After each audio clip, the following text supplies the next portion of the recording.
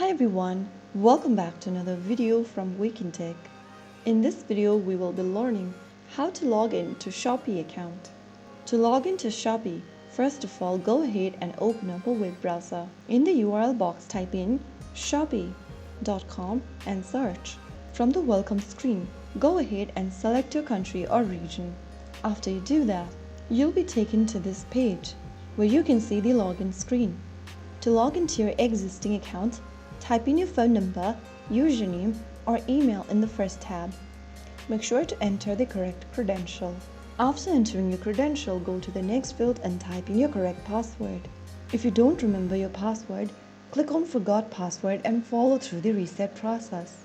If you know your credential, simply write it down in the respective text boxes and click on Login. And right away, you will be logged into your Shopee account. So that's how you easily sign into your existing Shopee account.